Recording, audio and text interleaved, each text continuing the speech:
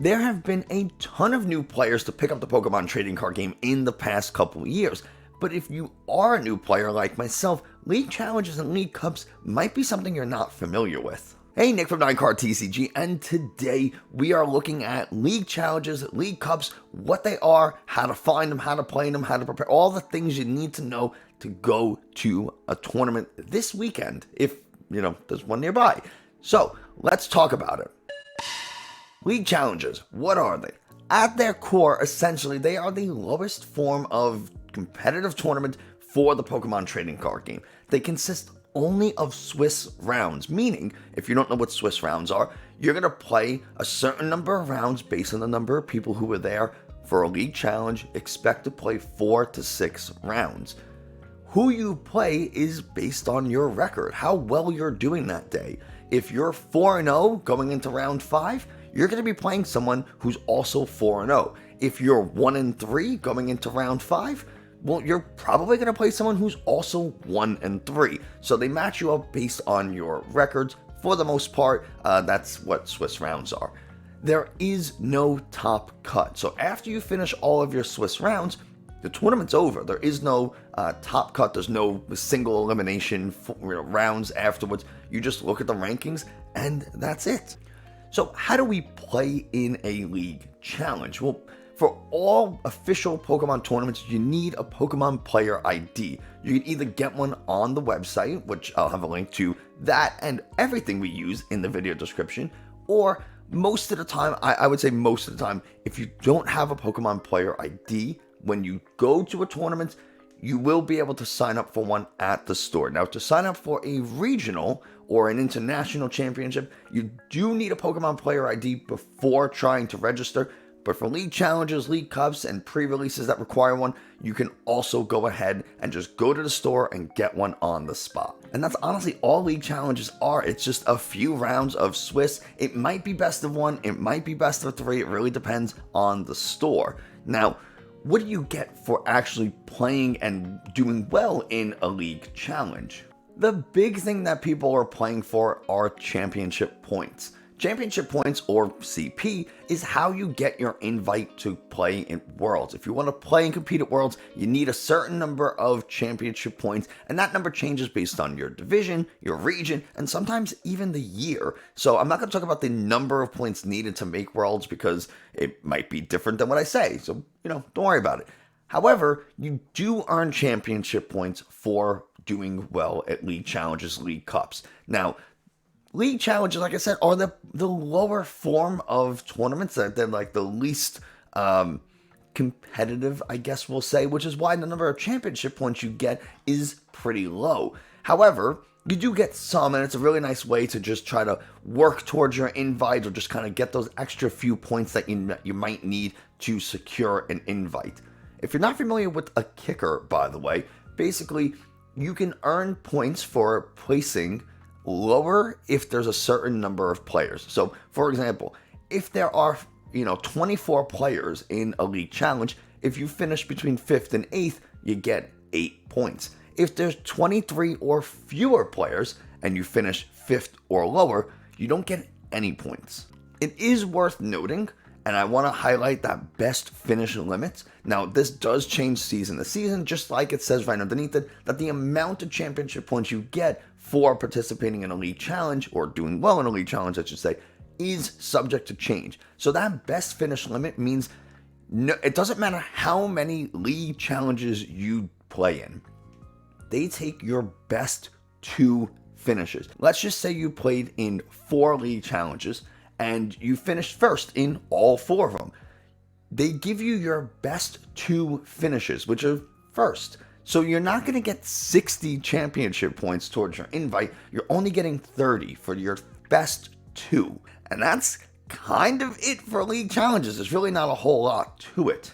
League Cups are really just League Challenges, but with top cut. And that's really the only difference.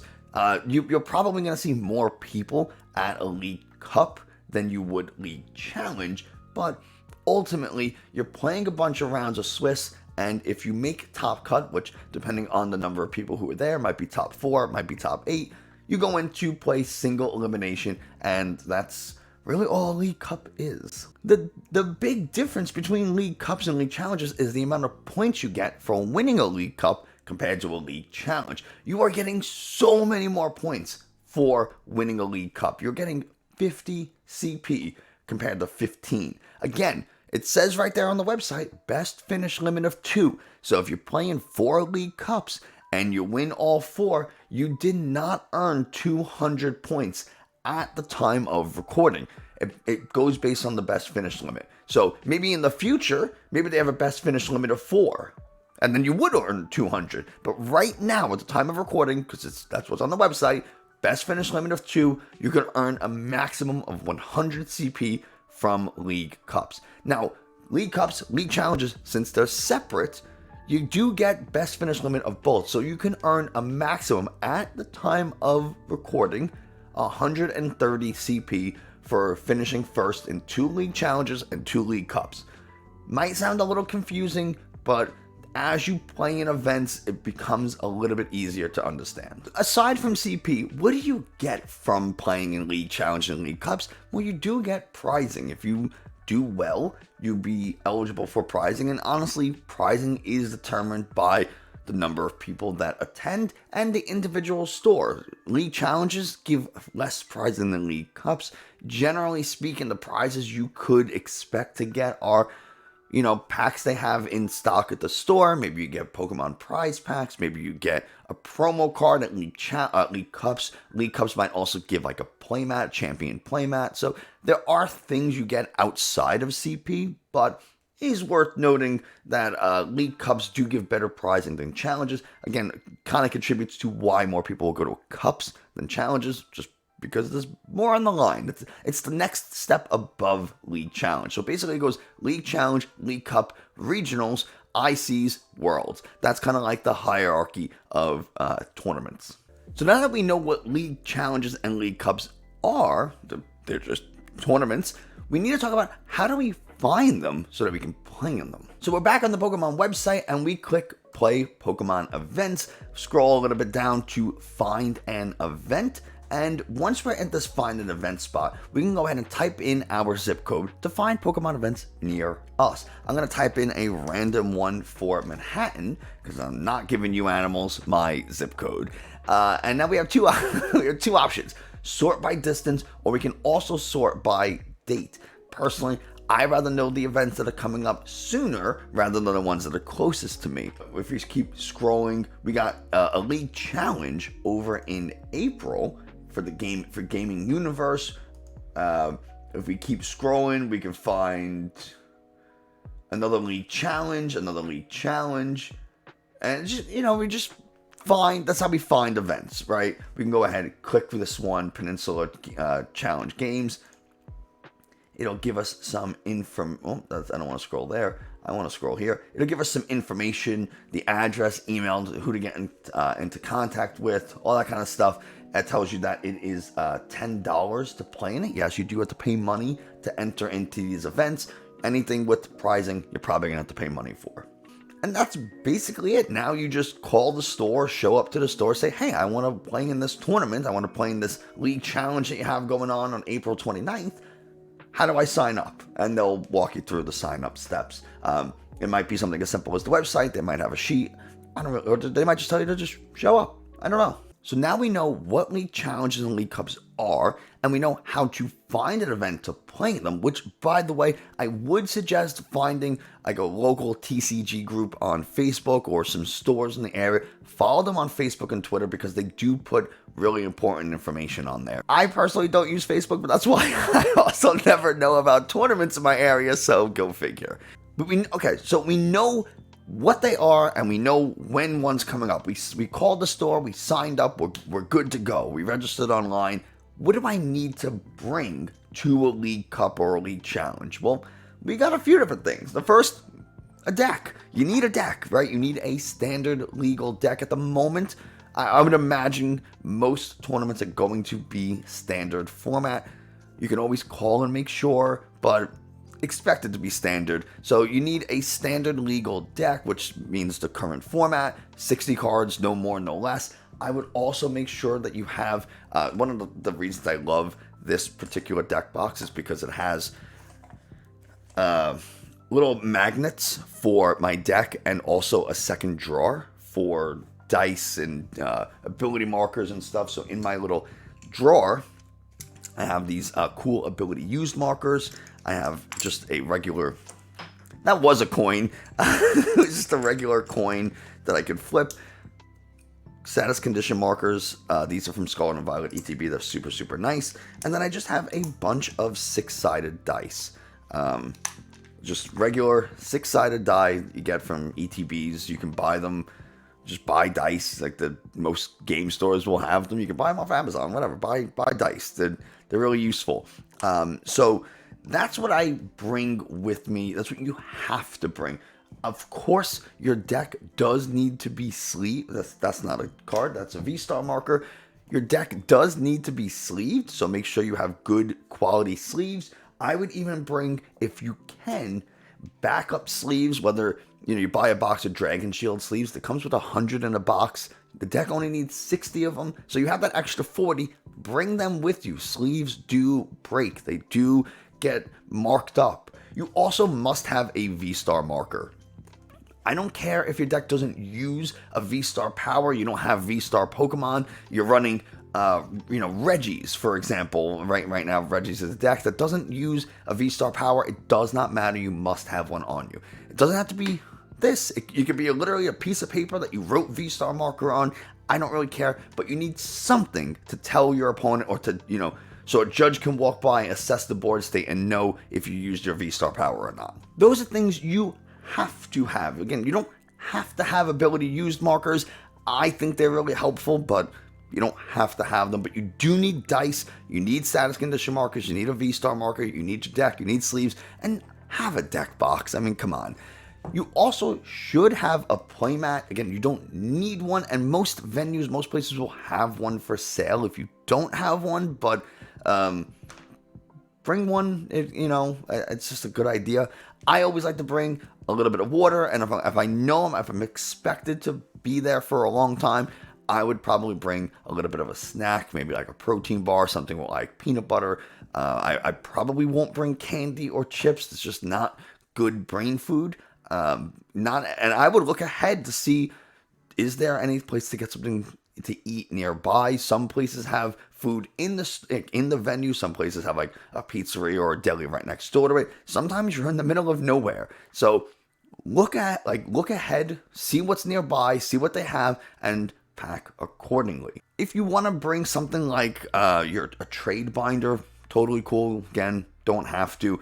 The thing that I really want to highlight or bring your attention to is this. This is a deck sheet, and for league challenges, league cups, you may have to fill one out and provide it to a judge or to the tournament staff, the store staff, whatever. And again, I have this in the video description, so you can go ahead and print it out. I would print it and fill it out before you get there. You don't want to be the person that everybody's waiting on because you're scrambling. You don't want to take a round one loss because they never got a chance, that you got there late because there was unexpected traffic and you didn't, you couldn't find a pen and then you got to fill it out and it took just fill it out the night before. You'll be set. You'll be ready to go. You walk in, you hand your deck list, you walk to the counter, you check in, let them know you're there, maybe pay, whatever, and then who do I hand my deck sheet to? And really all you have to do, it's very simple to fill out. You write down all your Pokemon, or you fill out, your name, ID, date of birth, age, division, and then you fill out all of the stuff. How many different Pokemon you have. Like I play Lugia. How many Lugias do I have? What set is it from? What the number, like the card number is? Because remember, look at Scarlet and Violet. I could say I have 4 Lechonks. I'm playing Oinkologne EX. I could say I have 4 Lechonks, and they're all from Scarlet and Violet, and they're all regulation F, I think. That's G, whatever the regulation is. They don't know, is it the Whimsy Tackle Lechonk? Is it a different Lechonk? I think there's like 3 Lechonks in Scarlet and Violet base set alone. So you got to make sure you put the card number. That's what that collection number is. After you fill out all your Pokemon, you put in all the trainers you have, and then you put in all your energy cards and the quantities. If you do not know a set symbol or abbreviation, you have right on the left-hand side over here, you have all the abbreviations and set symbols, so you don't have to have them memorized. It's right there for you. You can just kind of match the symbol on the paper to the one on the card, and then you write that appropriate abbreviation. The other thing I really want to bring your attention to is a match slip. This is something that if you have not played Pokemon before in a competitive sense, then you might not be familiar with these match slips. And basically, all you do is you log who won. Sometimes in a best of one, they tell you not to fill out anything in this box, but let's just take a look at this. Here's an example of a slip where Pikachu won the match by winning games 1 and 3, losing game 2. Now, it'll have your name and your opponent's name. It'll have your table number, all that kind of stuff. So what you do is you check the box in a best of 3 scenario for the games you won and the game your opponent lost. Obviously, you check the boxes on the side of your name. And then afterwards, you circle the word winner on the side of whoever won, and then both players' initial at the bottom where it says initial below. And that's pretty much it. Then you have another example where Pikachu and Charmander tied. So again, your name, your opponent's name. Let's say you're both playing Lost Box Mirrors. Your opponent wins. You win game 1. Your opponent wins game 2. You don't finish game 3. It goes to tie, and they tie. Okay, so you just choose same thing. Fill out the boxes of the person who won each game.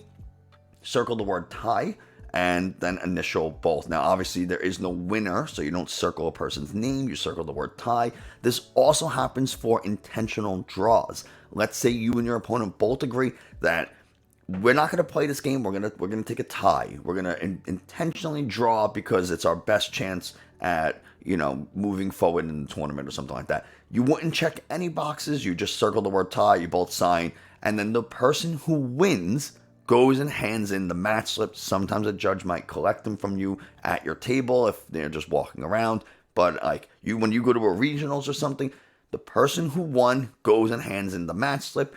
If you tie, both you and your opponent go to hand in the match slip. So there you go.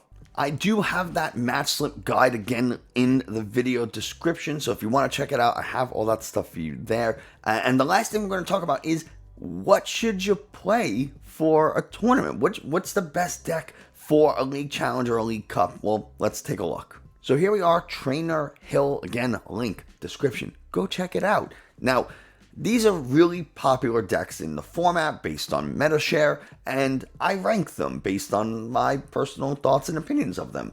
Also, how well they're doing. Lost Zone decks are just really, really good, so you're going to see a lot of them, and there's also a bunch of different ones. But anyway, why don't we define the tiers very quickly. Tier S is what I think is the best play. A's are very, very good.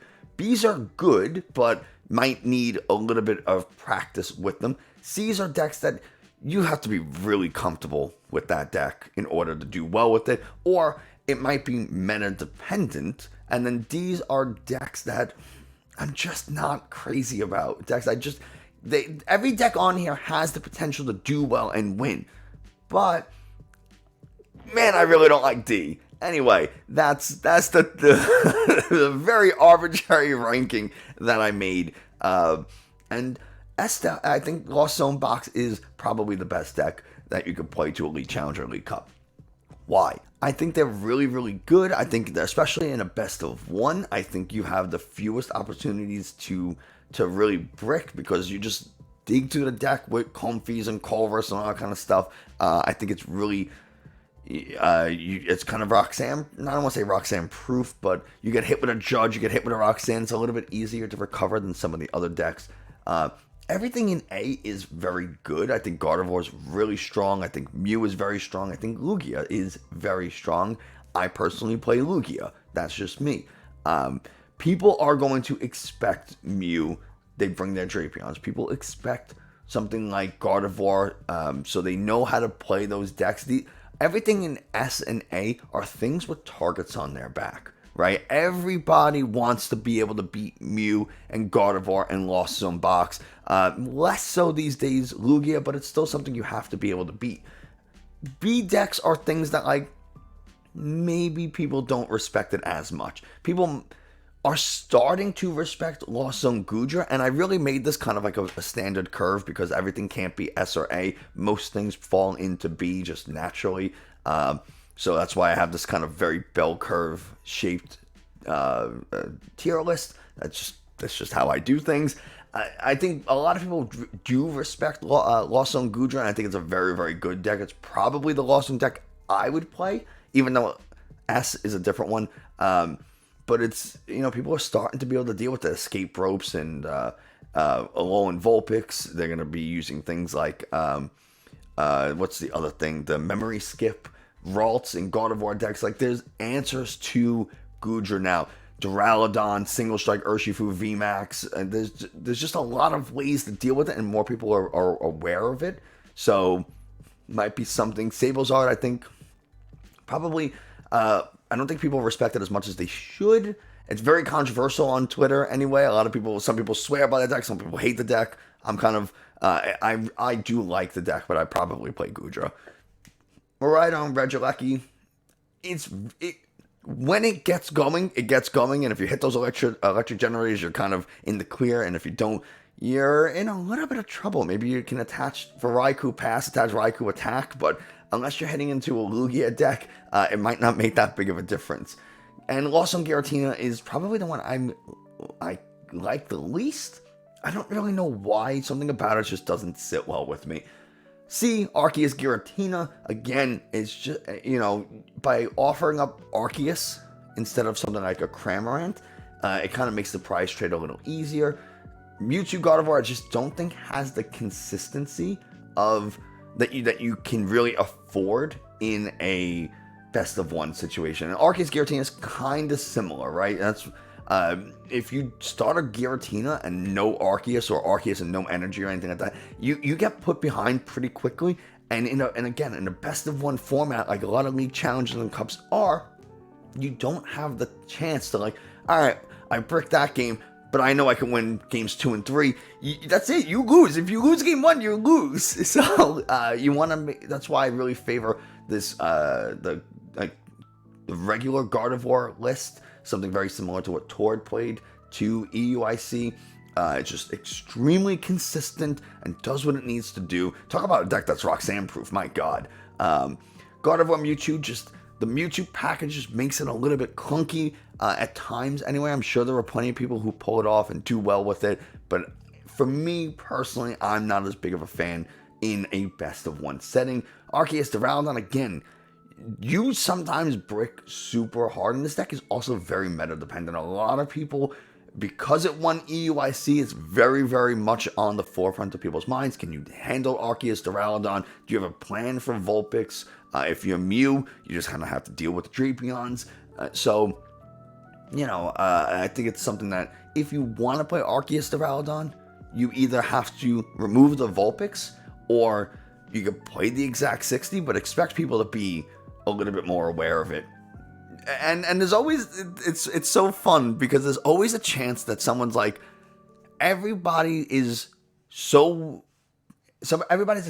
Arceus Duraludon Vulpix to not do well because everybody's prepared for it. But if everybody is prepared for it, no one plays it. So everyone removes the text that makes it a good matchup. And then all of a sudden, Arceus Duraludon Vulpix is good again because no one's prepared for it. And that cycle just keeps happening, right? So it's very much a sine wave that we saw with Decidueye.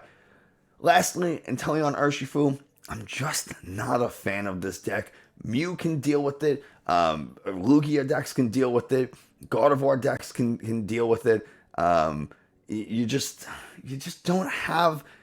There's so many things that can ramp damage really, really fast, and you just don't put out enough damage. And between Manaphy and Miriam and Rescue Carrier and Claro, there's so many things that can recover a single Manaphy that even if you do knock one out, it's so hard to pull off like a really good play.